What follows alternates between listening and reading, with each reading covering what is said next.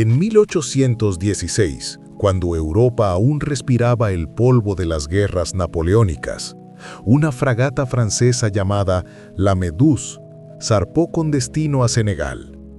Era un viaje político, un símbolo de la restauración monárquica. Pero aquí viene lo que casi nadie sabe. Este viaje, que debía ser rutinario, terminaría generando una de las imágenes más perturbadoras jamás pintadas. Ese barco se convertiría en el origen de una de las tragedias más devastadoras y vergonzosas de la historia naval francesa. Ni tampoco que su eco terminaría capturado para siempre en un cuadro tan enorme y tan perturbador que aún hoy sigue inquietando a quienes lo contemplan. La Méduse estaba al mando de un capitán polémico, Hugo Duroy de Chaumareys, un noble devuelto a su puesto por la monarquía recién restaurada. Llevaba más de 20 años sin navegar, pero aún así fue elegido para comandar una fragata de guerra. Y si alguna vez has pensado que la incompetencia no mata, esta historia te hará cambiar de opinión. Esa decisión marcaría el destino de 147 personas, abandonadas en una balsa improvisada, flotando en mitad del océano como un pedazo de madera a la deriva. La fragata navegaba demasiado cerca de la costa africana. Los oficiales más jóvenes rogaban al capitán que rectificara el rumbo, pero él, confiado en su orgullo y sus recuerdos distantes del mar, mantuvo su decisión.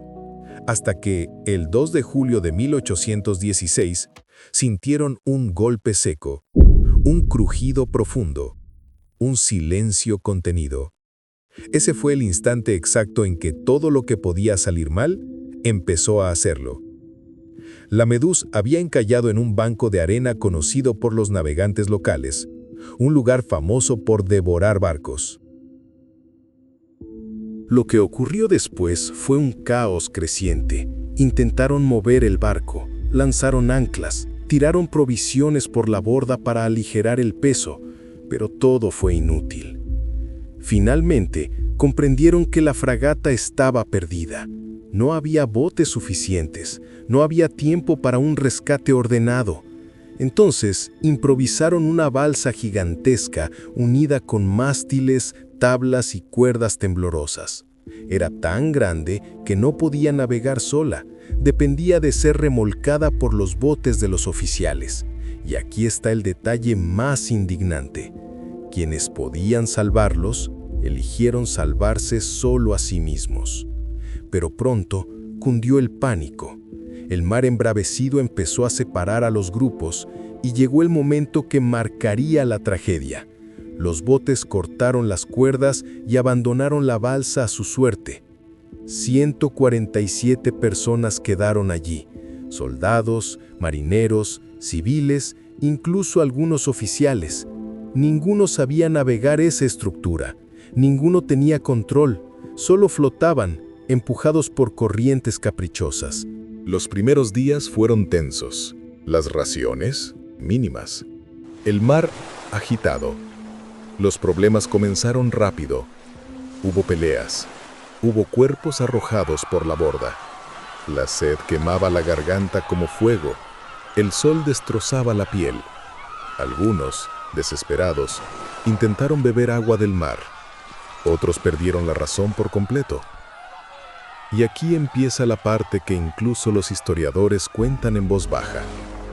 A medida que pasaban las horas, la oscuridad humana empezaba a asomar. El tercer día, las provisiones se agotaron. La balsa se convirtió en una prisión sin barrotes, en un escenario de supervivencia brutal. Los relatos de los dos supervivientes principales, el cirujano Savigny y el ingeniero Correard, describen cómo los más fuertes trataron de dominar a los demás, cómo los débiles desaparecían durante la noche, cómo la locura se mezclaba con los gritos. Uno de los testimonios cuenta que, en mitad de la noche, un hombre empezó a reír sin control. Reía mientras el oleaje lo sacudía. Reía mirando el horizonte vacío. Reía hasta que alguien le pidió silencio. Y él siguió. Poco después dejó de reír, Se lanzó al agua y desapareció bajo la espuma. Nadie lo siguió. Nadie gritó su nombre. El océano estaba llenándose tanto de cadáveres como de silencios. Los días avanzaron, cada uno peor que el anterior.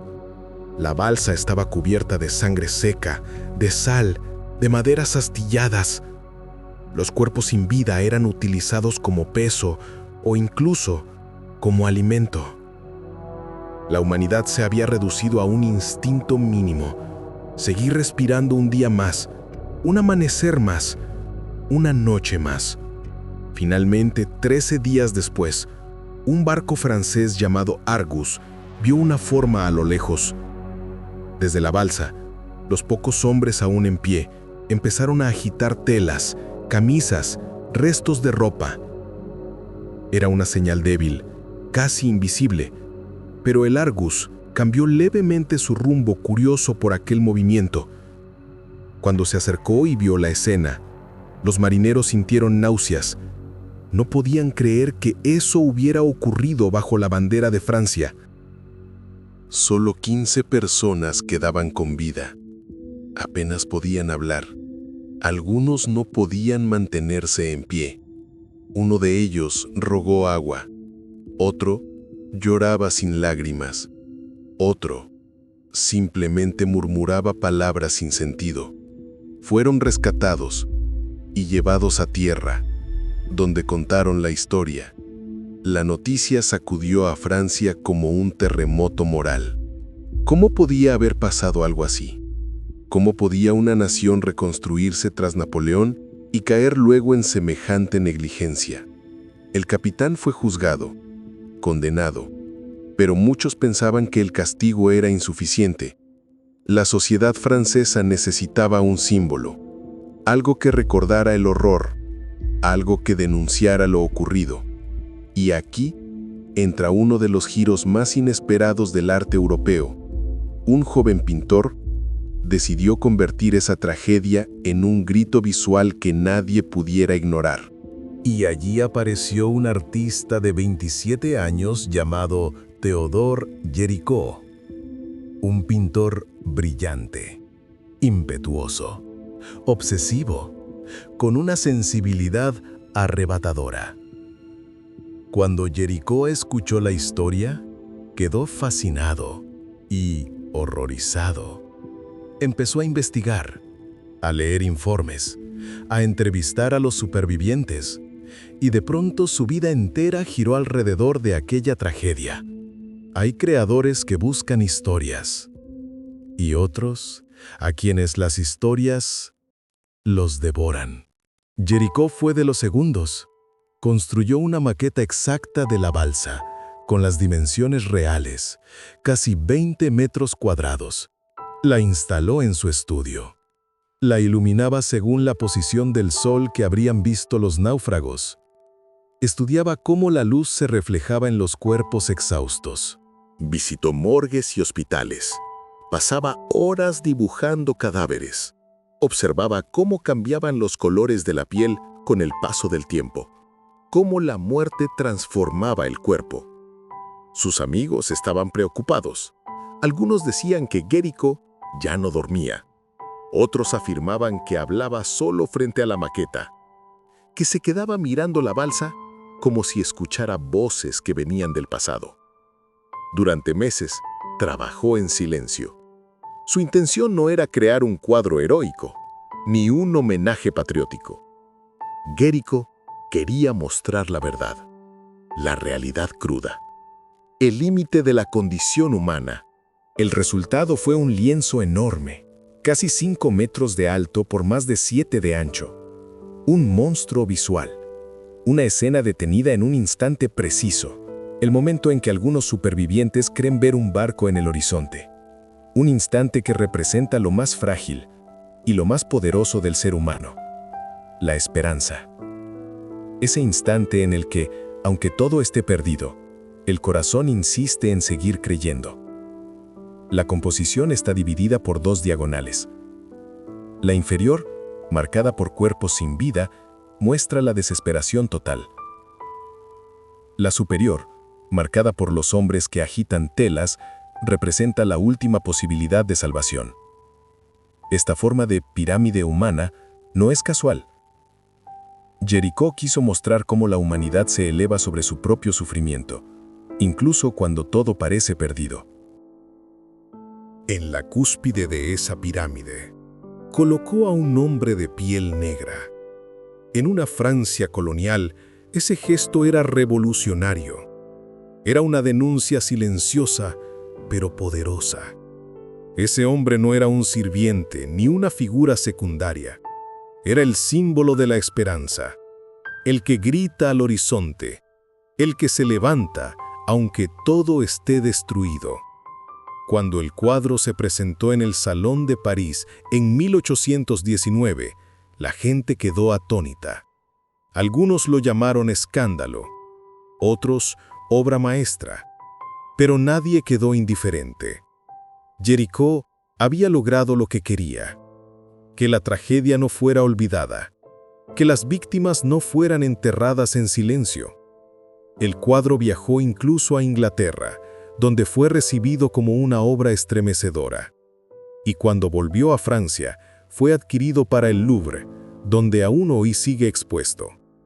Su presencia es imponente, silenciosa, incómoda. No necesitas ser experto en arte para sentir que te observa y te pide algo. La vida de Jericó fue breve. Murió a los 33 años, consumido por lesiones, enfermedad y un carácter profundamente sensible. Pero dejó algo inmenso, un recordatorio eterno de lo que ocurre cuando la ambición política, la incompetencia y el abandono se mezclan con vidas humanas. Hoy, casi 2 siglos después, la balsa de la Medusa sigue estremeciéndonos. No solo por su técnica magistral, ni por la belleza del romanticismo francés. Lo hace porque nos obliga a mirar lo que no queremos ver: la vulnerabilidad humana, el abandono, el miedo y también, aunque sea débil, la esperanza que se niega a morir. Si esta historia ha resonado contigo, si este viaje te ha acompañado, te invito a seguir descubriendo los secretos ocultos del arte, aquí, en el Relicario Secreto. Y créeme, lo que viene después es aún más oscuro.